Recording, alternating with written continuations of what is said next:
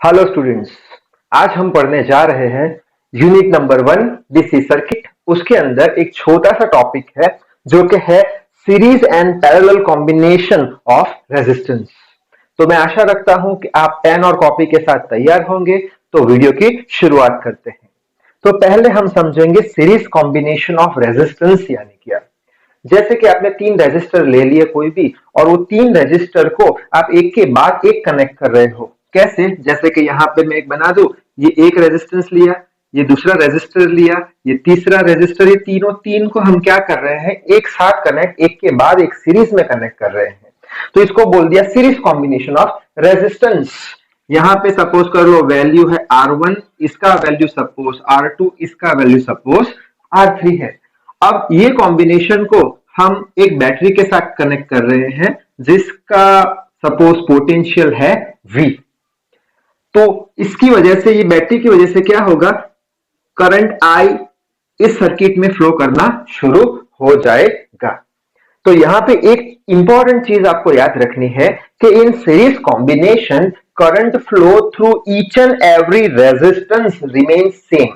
यानी कि अगर I बराबर आपका सपोज कर लो 2 एम्पियर है, तो R1 में से कितना करंट पास होगा, 2 एम्पियर, R2 में से 2 एम्पियर, R3 में से 2 एम्पियर, और ये लौट के 2 एम्पियर करंट वापस बैटरी में आ जाएगा। तो ये इंपॉर्टेंट लाइन लिख देते हैं क्या, कि करंट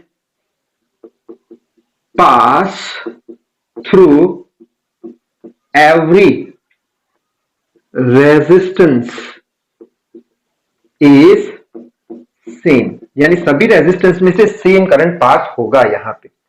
तो ये कहानी हो गई सीरीज कॉम्बिनेशन की।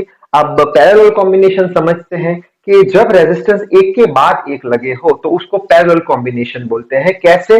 देखते हैं। जैसे कि आपने एक रेजिस्टर ले लिया जिसका रेजिस्टेंस है R1, दूसरा आपने ले लिया रेजिस्टेंस, थोड़ा नीचे से बना देते हैं इसको, सपोज एक ले लिया जिसका रेजिस्टेंस है R1, ये दूसरा ले लो जिसका रेजिस्टेंस है सपोज R2, ये तीसरा ले लेते हैं जिसका रेजिस्टेंस है सपोज R3। अब ये तीनों तीन रेजिस्टेंस में इस तरीके से कनेक्ट कर रहा हूं, तो ये हमारा क्या हो गया, पैरेलल कॉम्बिनेशन। अब ये तीन रेजिस्टेंस को हम एक बैटरी V के साथ कनेक्ट करने वाले हैं। तो ये हमारी बैटरी हो गई V।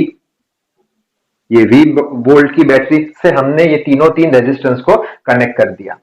ठीक है। अब ये V वोल्ट की बैटरी कितना करंट देगी, यहां पे I करंट देगी। अब ये I करंट यहां पे आएगा, जंक्शन पे आएगा, तो ये I में से कुछ I1 करंट R1 रेजिस्टेंस में से फ्लो होगा, कुछ I2 करंट R2 रेजिस्टेंस में से फ्लो होगा, और कुछ I3 करंट R3 रेजिस्टेंस में से फ्लो होगा। तो ये पॉइंट पे बच्चों क्या होगा, I1 आएगा, I2 आएगा और I3 आएगा। तो टोटल यहां से कितना बाहर निकलेगा, I बाहर निकलेगा। यानी कि सपोज ये I का वैल्यू आपका सपोज आप ले लो 10 एम्पियर, तो ये 10 एम्पियर में से यहां कितना गया, सपोज 5 एम्पियर गया, यहां कितना गया, सपोज 3 एम्पियर गया, यहां कितना आया, ये लाइन में सपोज 2 एम्पियर आया, तो यहां पे 5 + 3 + 2 = 10। तो ये 10 एम्पियर करंट वापस ये बैटरी में से फ्लो हो जाएगा। तो यहां पे करंट फ्लो नहीं होता सेम सब रेजिस्टेंस में से, जबकि सीरीज कॉम्बिनेशन में सेम करंट फ्लो होता है। तो यहां पे कौन सी सेम चीज है, तो वोल्टेज रह गया या पोटेंशियल बोल लो। तो अगर आप एक वोल्ट मीटर लोगे और इसको अगर ये दो पॉइंट के बीच में कनेक्ट करते हो, सपोज ये पॉइंट हो गया हमारा, ये पॉइंट हो गया ए और ये पॉइंट बी, ए और बी के बीच में अगर आप एक वोल्ट मीटर कनेक्ट करते हो, तो ए और बी का सपोज पोटेंशियल आया, ए बी का पोटेंशियल वी ए बी कर दो, सपोज आया 15 वोल्ट, यानी 15 वोल्ट के बीच में R1 R2 R3 कनेक्ट है। यानी कि R1 का जो पोटेंशियल या वोल्टेज है वही R2 का है और वही R3 का है। यानी कि पैरेलल कॉम्बिनेशन में कौन सी चीज सेम रहती है रेजिस्टेंस के लिए, पोटेंशियल बोल लो, वोल्टेज। तो ये इंपॉर्टेंट लाइन हम यहां पे लिख लेंगे। क्या लिख ले कि potential across all resistor remain same.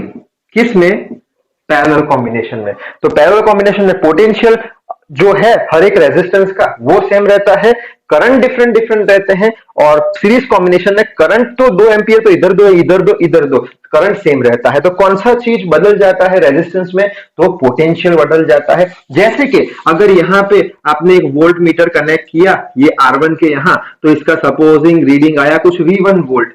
ऐसे ही अगर R2 को अगर एक पोटेंशियल वोल्ट मीटर से कनेक्ट किया तो इसका कुछ रीडिंग अलग आया V2 वोल्ट। यहाँ पे लगा दिया अगर V3 वोल्ट मीटर तो यहाँ पे रीडिंग आया V3 वोल्ट।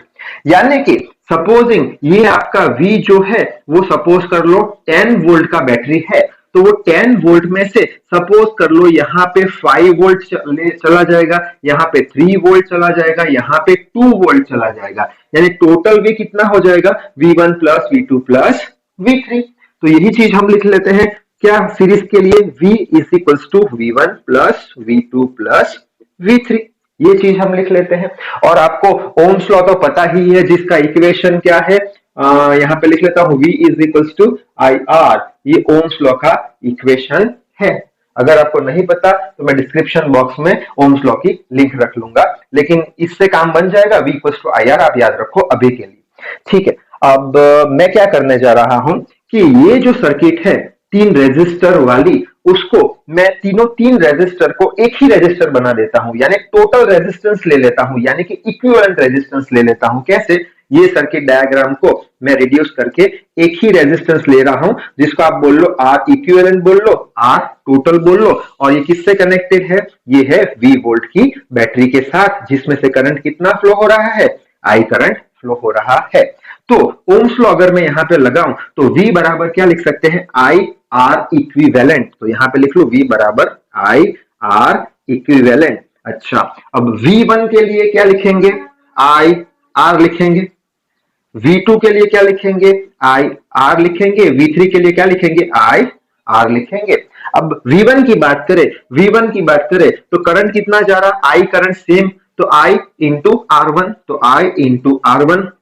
अगर V2 की बात करें, V2 तो करंट कितना जा रहा? सेम, यहाँ पे मैं लिखा है current pass through every resistance is same, तो करंट तो I ही जा रहा, रेजिस्टेंस कितना है? R2, तो IR2, और इधर IR3। अब I R equivalent is equal to I common निकाल लेते हैं, R1 plus R2 plus R3, तो I से I कैंसिल हो जाएगा, तो R इक्विवेलेंट जो है सीरीज कॉम्बिनेशन के लिए वो बनेगा R1 plus R2 plus R3। तो ये इक्वेशन बन गया टोटल रेजिस्टेंस बोल लो या इक्विवेलेंट रेजिस्टेंस बोल लो, किसके लिए? सीरीज कॉम्बिनेशन के लिए।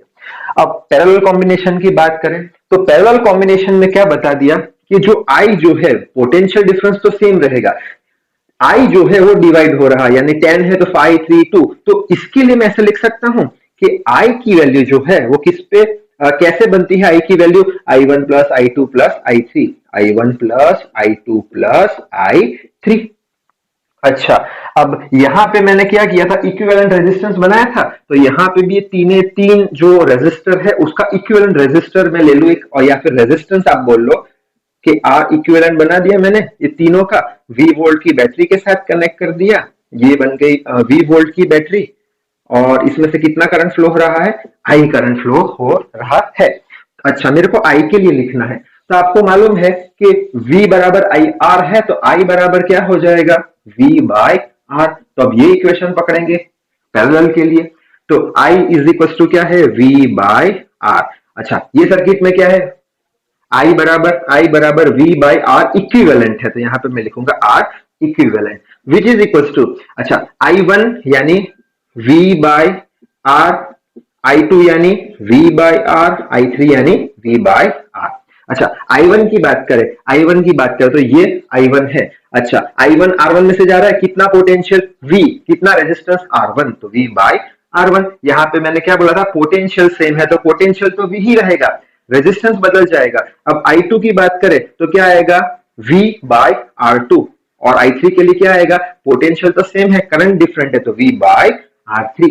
अच्छा, V divided by R equivalent is equal to, V common ले ले सब में से, तो 1 upon R1 plus 1 upon R2 plus 1 upon R3, तो V से V कैंसिल हो जाएगा, तो 1 अपॉन R इक्विवेलेंट बोल लो, या टोटल रेजिस्टेंस बोल लो, या फिर सीरीज कॉम्बिनेशन के सॉरी पैरेलल कॉम्बिनेशन के लिए इक्विवेलेंट रेजिस्टेंस बोल लो, वो कितना आएगा 1/R equivalent is equal to 1/R1 plus 1/R3।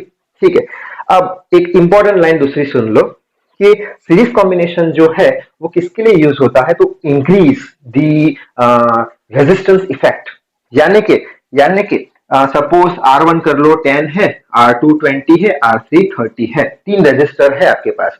अगर आपको ये तीन रेजिस्टर लेके इसका मैक्सिमम इफेक्ट लेना है रेजिस्टेंस का, तो आप क्या करोगे, सीरीज में ज्वाइन कर लोगे तो कितना आ जाएगा इफेक्ट इसका 60 ओम, जो किससे ज्यादा है, जो मैक्सिमम रेजिस्टर जो जुड़ा है उससे भी ज्यादा है।